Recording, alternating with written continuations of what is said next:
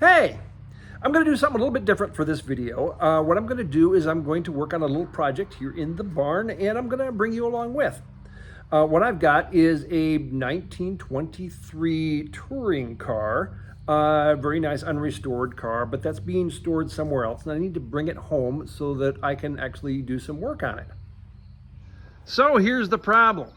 The car needs to go here. As you can see, this is full of other stuff, and I need to either relocate, sell, or otherwise get rid of a lot of the stuff here. So we're going to start off with a way that maybe I can relocate some of this stuff. All right, so here's part of the solution. What we're going to do is we're going to park the mower and some other equipment in there. The problem is, this is a mess because of basically who I am as a person. And it's also a real mess in here. I honestly don't remember where all this stuff came from. So what we're going to do is we're going to do a little archaeological dig and see what kind of treasures we can unearth. There's a dirt floor in here, which I really don't like. So we're going to put a floor in here. So I got to level off the dirt and put a little barrier to keep our friend the woodchuck out of here. So let's start cleaning this out and see what we've got. First thing we've got is a couple of transmissions. They look like this. Let's see if we can figure out what these go to. We're going to start with the one on the right because I'm pretty sure that's Model A Ford. A little searching and I find the part number A7222C, and that is in fact a Model A part number. The C, I believe, makes a 1929 or later transmission. We'll go and see if we can find a new owner for that one. This next one was a little bit more of a challenge, but thanks to the miracle of modern internet technology, I was able to determine that this goes to a 1927 through 30 Locomobile or Hupmobile. This was made by Detroit Gear and Machine Company and is probably sort of a rare transmission. It does turn really nicely, so it's probably a good rebuildable core. We'll see if we can find a new home for this one too.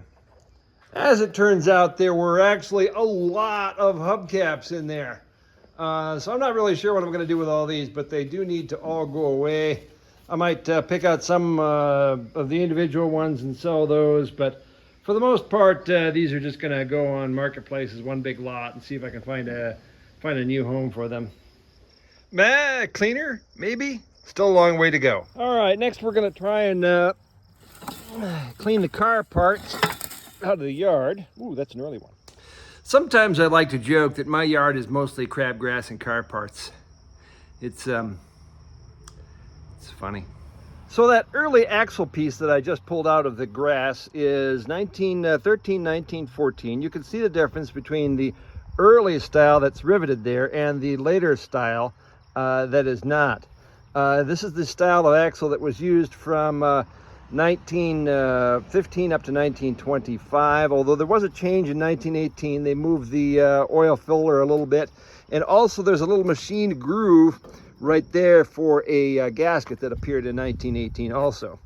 These next two are 1926-27 style. You can tell because they've got the big giant brake drums on there. 1926 they went to the bigger rear brakes, not that they really were any more effective, they're just bigger. Anyway, a little quick lesson there. These old drive shaft tubes that I'm pulling out, I've seen where people have cut these down and used them for side pipes when you're building up an early race car. I think that's really neat because it gives you that sort of visceral DIY feel to your build. Here's an earlier and a later front axle. See, we've got an extra hole right here. This is for mounting the wishbone that doesn't appear over there because the wishbone mounted underneath. Over here you can see the difference in the wishbones. This is a pre-1919 that goes through that extra little hole, and this is the style that mounts underneath. This style is actually stronger than this one. Because where the wishbone was attached up above the axle up here, if you hit something really good and hard, it's going to create a torque and kind of twist the axle around, whereas the later style is much stronger and won't. In fact, on a lot of earlier cars that have this style wishbone, you'll see an extra one that's been added to give it a little more strength and support, just to strengthen it up a little bit. Yeah, we got some bones down there. Cars aren't the only thing that come here to die, apparently. Yeah, somebody's baby once sat right there. All right, now here comes the very scary part of this video. I think I've got all the car parts picked up from this area. So I'm gonna try and mow it. All right, this is the part where if I were more clickbaity, I'd have, did he wreck his mower up in big headlines, and I'd be down the corner like that. Does that look like a professional YouTuber? I think it does. I think it does. Anyway, let's find out. Well, that was a close one. My wheel hit something. Well, would you look at that? Just when you think you got everything, there's a whole nother axle housing. Let's try again. As it turns out, the rest of it turned out okay. So let's move on and take a look inside the stall now. All right, let me also now clean the car parts out of here. Just the car parts this time.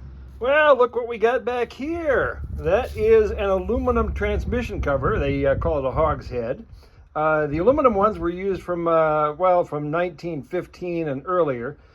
This one has the raised embossed bolt holes, so that's 1912 to 1915. Here's an interesting box. Ray storage batteries, registered, guaranteed unconditionally by 2 years, Ray Battery Company, Ypsilanti, Michigan.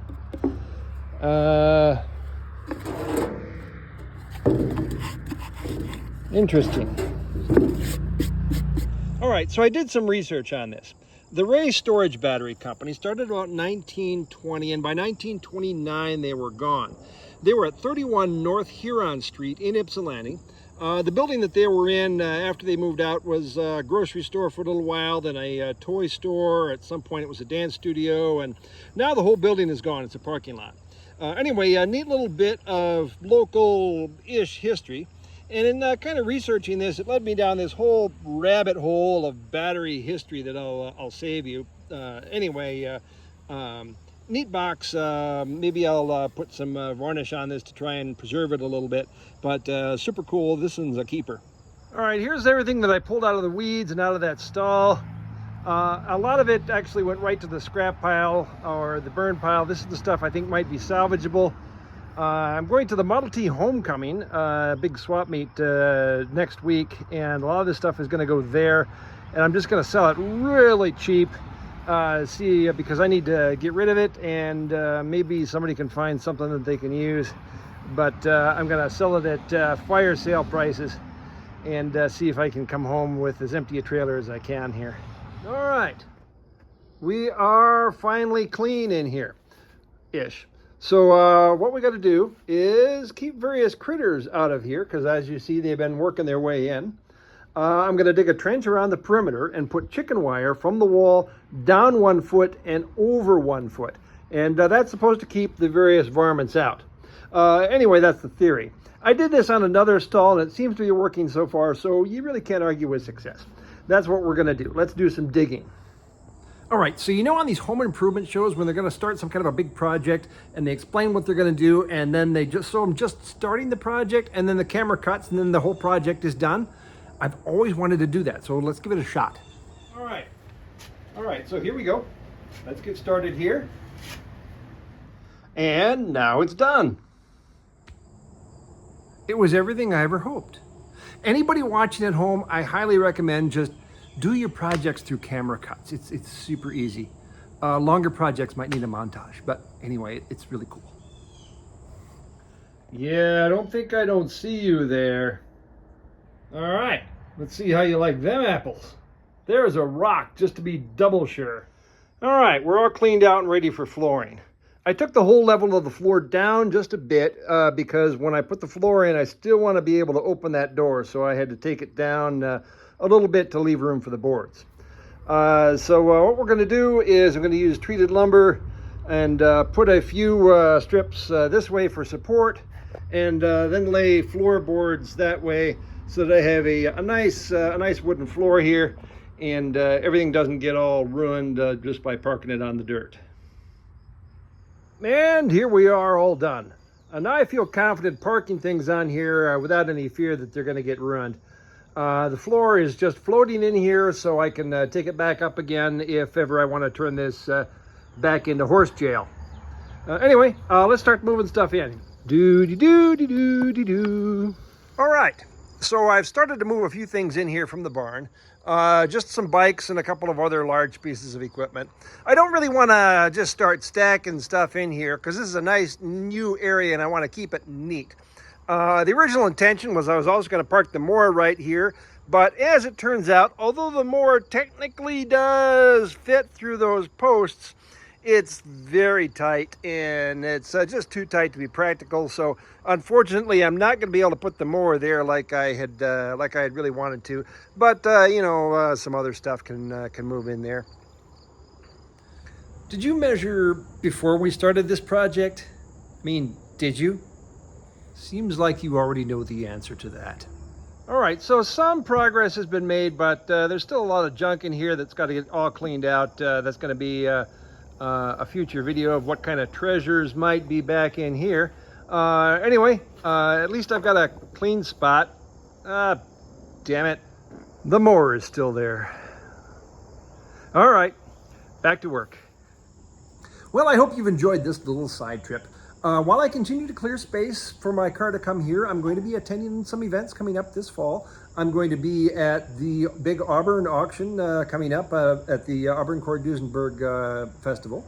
Of course, I'm going to be back at Greenfield Village Old Car Festival, and I'll be at Hershey in the fall. Probably be at the Orphan Car Show in Ypsilanti. Anyway, I'm going to be shooting some more videos of some events, and hopefully this next video showing a nice clean barn and all the things that we found in here won't take me too much longer. Anyway, I hope you enjoy the videos I've had in the past and the videos I've got coming up. Please subscribe to the channel. There's going to be a little button right about here to subscribe and a button right up there to like or see some other videos. Anyway, like, comment down below, and I'll talk to you later. Bye.